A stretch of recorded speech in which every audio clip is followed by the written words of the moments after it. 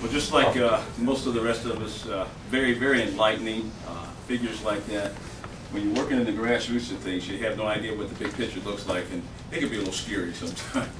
But I really appreciate those things. The thing that came to my mind is in a black church, and I can't speak for all black churches, but I can speak from my experience, is that we're working with the families, and one of the things that I was recently enlightened on was just a perspective from the scriptures about working with individuals, working with church, families, then church, and then community. And so keeping all those in mind really helps me think that the solution is not in one particular perspective, but some combination of those. And especially in light of the fact that at our church, we've got families who we know, we've got single parents who we know we're trying to support and we're trying to help. And I think one of the enlightening things is that, boy, if we're trying to do that, when I see those statistics, I think one of the things that we're challenged with is not only economics. We've got more and more people joining our church. I think everybody in the community experiences the influx of folks coming from the Chicago area and looking for the benefits and that sort of thing. And if we get some members in the church who are in need, and the increased numbers of need and not the increased numbers of supporting families and that sort of thing, then resources come to my mind, the lack of resources. And I think our limited resources is that challenge, because we've got people who want to help, we've got people who would like to help, but we just don't have the resources that I believe some other churches have. And I think that gives us a kind of a unique situation in terms of the enlightenment of what those statistics look like when we look at those numbers and the lack of resources there. One of the things we just thankful for the hope that comes with our faith in light of we're going to do whatever we can, and whatever we can, we're going to pray that it increases. We know about the miracle in the Bible about a few fish and a few loaves being increased, and so we go on faith to do as best we can with what little we can, and watch for some things to happen. Again, I think one thing that saves us is trying to stay with that holistic view of, boy, let's work with the family. The family is so valued in the scriptures that we feel that this confirms that, okay, if we really work at supporting the family, that's been helping a lot. And so I really appreciate the confirmation that we get in terms of looking at things from this particular perspective, because that's what we do. My wife Demetra and I at the church, and we're very family oriented, and have learned through our own experience of raising four daughters that as much encouragement as we can give children, that's their oxygen, the encouragement. So whatever we can do to encourage the children, and especially working with families, the parents who are in need, that sort of thing, that helps. Because if you look at the challenge, if you focus on the challenges and the problems, you can be pretty well overwhelmed. And so it really helps, and so it helps to have that foundation. One of the great joys of my life is I get to worship with each of you pretty frequently, once a year or so. And at your congregation, at your church, one of the things that always stands out for me is that your congregation has a special relationship with members and African American members who are in prison. And to the point where I've heard letters written from the altar, so that relationship is still there. Why is it that you do that? Why is it that you feel it's important for the congregation to continue to remain in relationship with those individuals? Thanks for asking that question, because I had a thought along those lines that a lot of people aren't aware of the African American experience with prison in some respects, in terms of when you look at statistics. They don't come to mind, but statistically, there are a lot of African American males in prison, a lot. And I've talked to, I've been privileged to work with police officers and so forth, and I've learned some of the truth is that there's some police officers who, they didn't come up with this idea, but there's been a philosophy that the best place for a black man is in prison. And especially if there's some tendency toward emotion showing and things like that. So there's some of those foundational things that are working there, whatever the reason is. And so with us knowing some things like that, and not only knowing, but just being a part of families and knowing families that have been affected by this prison situation, we know that there's got to be some work in the prison to help. They're there, but there's got to be some work going on there. We've been fortunate with folks who have been released from prison to come out with a healthier attitude to make things better for themselves, and if for children and families and that sort of thing. And if we can get them connected with churches, that also increases, to me, you know, I don't have a scientific background, but it increases the opportunity for strength in the family. We know that there's got to be strength in the family, so whatever we can do to reconnect people. The idea, the value of having a church family.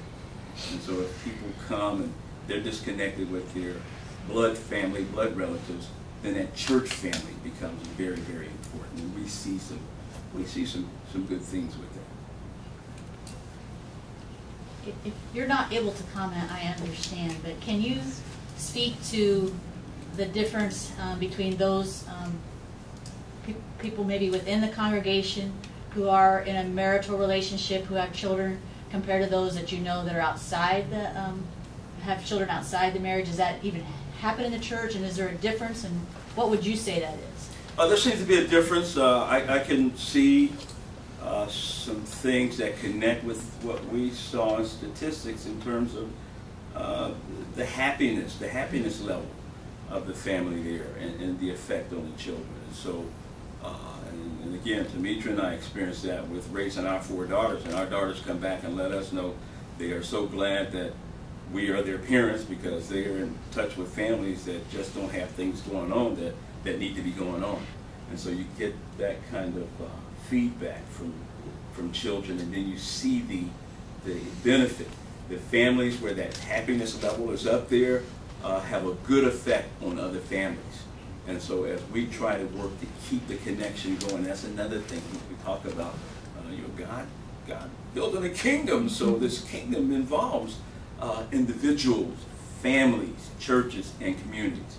And so we just keep some energy going in building. That's another thing about me. I'm always about building relationships. And so some of you know my background from working at Purdue in terms of building through diversity workshops and that sort of thing. And so that just really seems to have my attention and my energy. And so helping people, or just helping the building spirit to be contagious so that we can build. You know, it's easy to tear down, but who wants to build? Let's get together and do some building. Would you say engagement then is engagement in the family, church family and everything like that, keeping people engaged? By all means. One of the most exciting things that has happened is we've got a delegation of graduate students who have come to help our church in some respects, and they know about that engagement to the point that they're volunteering to do tutoring, and they know that has to also include the families. And so we had a session where parents came, and parents got to hear details of what's happening in the tutoring sessions. And then there was an offer to, hey parents, we know that you probably can't do math the way they're doing it today, but here's some help that we need. And so just some grassroots help there, and right there on the level, right there on the cutting edge for them and that sort of thing. But that engagement, get those parents there, they were appreciative, and these graduate students have a heart to just make things better. And I'm connected, I'm attracted to that. Anybody who wants to make things better, let's get together. Is there any truth and something like seen often on the TV where they talk about young African American men and their baby mamas, and that it's a big deal to have several young women who are pregnant with your child, and they call themselves, these are their baby mamas. Sure. Thanks for asking that. While there may be some truth to that, that really isn't the prevalent. Okay. That's not as prevalent. You don't see that here. I don't see that's not as prevalent. The lack of education, the lack of opportunity, the lack of economic stability, it tends to really be the strong points of that. Thank you. Thank you, James. One of my major responses that I'd already come up with, because I was aware of the Time article, if you're not familiar with it, the Just Not the Marrying Kind, that was in March of 2012, March 5th issue. And it touches exactly upon all this that we're talking about today. And when I read that, that was where the loyalty thing came for me. To me, there's something deeper in our society. I don't know if that's it or not. That was the best word that I could put on it. But we just seem to have a lot of things in our society just kind of awry, along the lines of decency and respect and love and loyalty. And the loyalty piece playing more into the marital or the committed relationship more than anything. Some people would say probably that they would argue that, well, but loyalty can almost be enforced if you're married, because it's a lot harder to get out of that loyal relationship. By the same token, as a young person, and I made this. I have a group that meets at a bar on Thursday nights, and I did this as a topic in preparation for this, and because I wanted some more input and everything. And there were some people there, including folks that are younger than me, and they talked about the fact that they understand marriage in their cohort of friends and kind of their generation, as best as they would speak for their generation, as being, you know, not important at all. Because they view marriage as something they get in and out of pretty easily. So that's really not an argument that can be had with younger people. They don't see a marriage license as being something that, well, maybe you're more apt to stick it out. That might be our thought. That might be the thoughts of the 40s and 50s and 60-year-olds. It's not the thought of the 20-year-olds. So having the marriage license doesn't mean anything more to them than not having it. So I think we need to then look at what comes before that. And I think that's where we get to loyalty, respect. We don't respect each other. I mean, this was on television last night. I thought, you know, we want our society to be better, and any politicians in the room will appreciate this, but I was watching the Republican National Convention, and they wouldn't even read how many delegate votes Ron Paul got.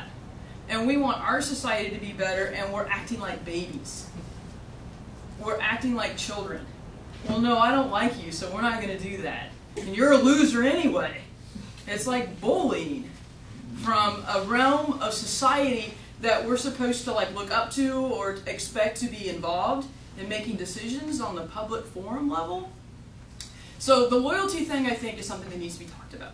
The other thing that stuck out to me from this presentation was it was wonderful and the stats were great, but I struggled with what appeared to be a lot of male bashing.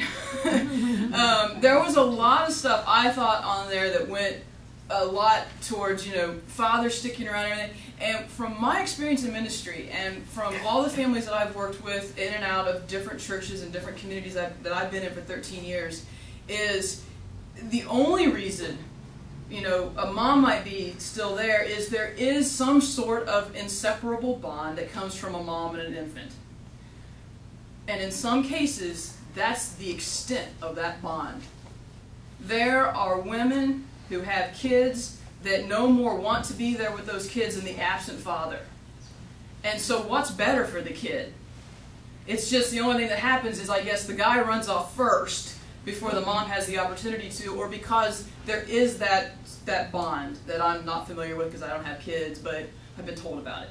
But it's like that's that. It's like the kids are not a part of the mom's life. They're not really there for them.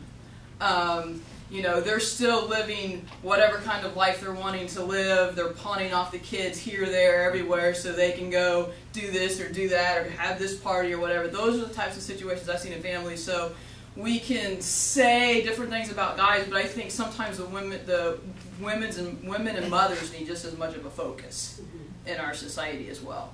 And I know you can't get statistics on it.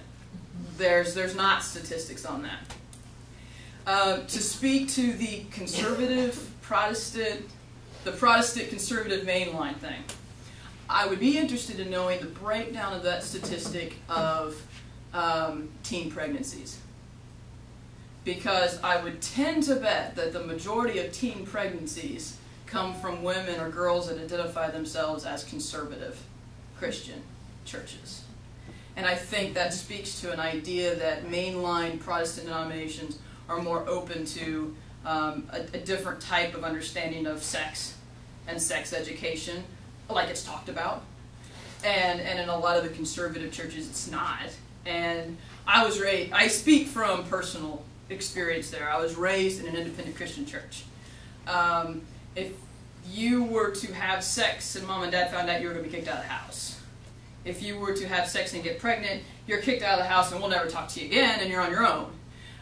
So there's things of fear. But then, if given an opportunity and something arises and you're in a committed relationship with somebody, you think, you're teenagers and you're in love or whatever, and this is forever, because that's what the note said. He passed you across the, well, now it's a text, I guess. But the thing is that they're not prepared then. There's no talk of condoms in the household. There's no talk of sex education in a sense that, so I would be interested in knowing the teen pregnancy breakdown within the conservative and mainline denominations, because I think the mainline denominations are just more open to a different understanding of sex and sexuality within the church than the conservative churches are. So those are my two responses to that, and then my overall response is going back to some sort of loyalty, love, decency, compassion. We might all have different opinions on things, we might disagree on all sorts of things, but bottom line probably comes down to, to steal something from the Black Eyed Peas song, which is, we're all one tribe. And so what that looks like going forward, I don't know. It might not be a loyalty issue at all, it might be something else, it might be something deeper, but I think there's something deeper than this. I think we just got to figure out what that is. And then we need to fix it. Because that'll be easy. Right. I think that you've touched upon an important factor here, because I sense, since I've grown up, when I grew up, there was a commitment from our family to your family, to your community, to your church, to your fellow man. You had that commitment as a human being, and that was instilled upon us when we were growing up. I don't see that as a community or as a society today. It's what's in it for me, and I upped my income last year, up yours. That's kind of the prevalent attitude that we all have. I don't have a need to do anything for my community. I don't have a need to do anything for my church except show up and worship. I don't need to have any commitment to schools because I don't have any kids there. I don't have any commitment to my community because as long as they leave me alone, I have no commitment to them. And I think that's a prevalent attitude, whether you're conservative, whether you're liberal, whether you're conservative church, whether you're liberal church, whether you're whatever the case may be. I think there's just a prevalent attitude in the community or in the country today that there is no sense of connection to another human being like there was in the older days. And instant gratification, yes, is another big thing in our society that I see as being problematic more so than helpful. But if there are just thoughts that maybe you haven't shared yet, that maybe we should hear, now would be a good time. So let's start with Dr. Davis. You mentioned prison. When I look at Sarah's charts, it looked to me like the racial and ethnic differences were greater than the religious differences. And when I think of the racial and ethnic differences, it's not hanging this on Pastor Jim, because it's not just a black phenomenon, it's also ethnic. And I think in the largest sense of the term, it has to do with our criminal justice system. If you want to make a link out beyond the micro to the macro, without getting into welfare state discussions with your husband, I would say get into discussions of criminal justice and the fact that we tend to arrest young black men and young Hispanic men more than we arrest young white men. And when they're found guilty, the evidence is that they tend to get longer sentences. So they are, in a sense, there are fewer marriageable black men and fewer marriageable Latinos than whites. And then I would like to see what the data look like if you make that argument that incarceration rate differences matter. I'd like to go back to your statistic that a lot of this sort of took off in the 1960s or around 1960. I'd like to see you chart the incarceration rate for blacks, Latinos, and whites since 1960 and see if it's having a differential impact on those different communities. But, so I think, to answer your question, my reaction was not so much loyalty, it was racism in the criminal justice system. Yeah. And the way in which we deal with young black men relative to possibilities of stable family life. I think another term that I keep in mind is we no longer look for the common good. We are church divided. We call ourselves Christians. But we have this attitude that my church is doing a little bit more. Or whatever being as Christians. I think Jesus would have a hard time coming back today and calling a church a Christian church. Because this is the thing that bothers me the most, that it's my program, or it's that church's program, or we're going to blame somebody else, or some other situation. And until we get to this, the idea that we belong to each other, locally, globally, internationally, we're missing the mark, and that's what we need to work on. I think Clorinda raised it about a generational concept of marriage, because I see it. I think it's true across economic lines. When we have our homeless meal and stuff on Sunday, and I've gotten to know a number of those folks, the younger couples who are kind of cohabitating, whatever, and have kids. It's not, marriage isn't even considered. It's just a piece of paper. But there's also some older couples who are also in that same economic level, who are that they cost it, will you marry us or will you be involved or whatever kind of thing, and it's the 50-year-olds, that marriage is still an issue for those, but it's not for younger folks. And I'd like, maybe some social studies about what's happened that says the piece of paper is no longer important. And I think, at least it may not be true, but it looks like it's not just economic. It's another issue. I guess I'd like to see something, write a paper on that. Will you go out there with me?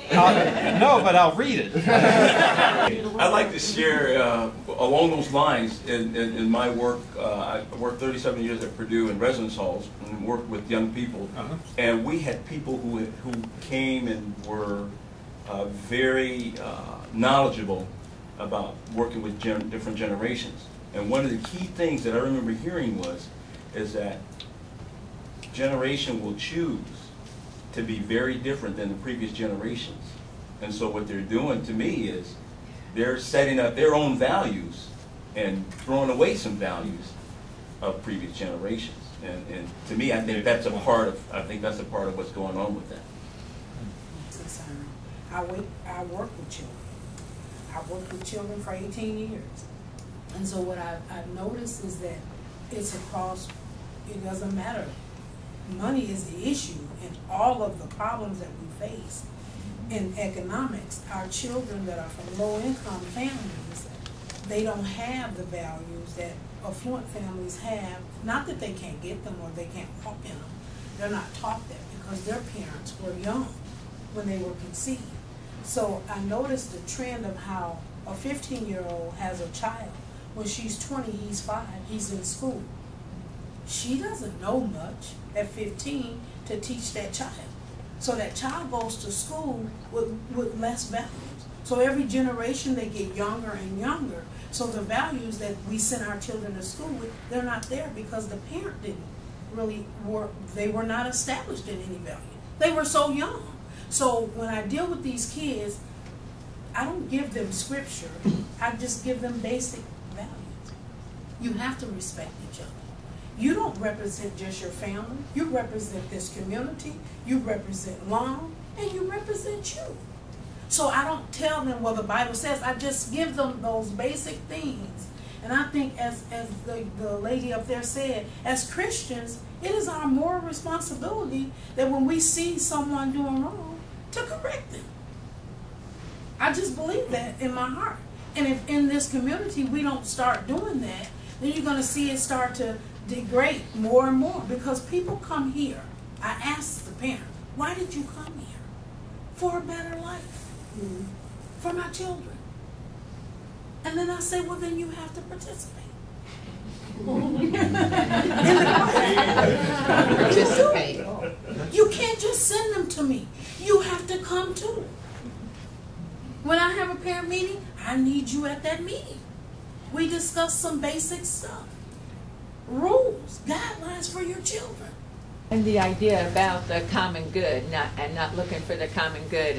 And Father Patrick made the comment about people not wanting to pay taxes to help those people, and when really the biggest beneficiary of welfare benefits are white people, and so they do look like them. But that common good, it's not only what's good for the people that we're helping, it's good for the whole society, because when we raise them up and have them become good participating members of society, it helps the overall economy as well. So it is looking out for the common good, and it's also looking out for your own good to help others, and then it'll make everything better in the long run. My concern is that we can put all these statistics out there, but what does it mean to me? What's my part in this? And I like the comment the lady over there made about the church being so divided. I think the role model that we who have, quote unquote, there's none of us who are below the poverty level in this room, the haves, how do we deal with, and I'm as guilty as anybody, you know, make a difference in the community,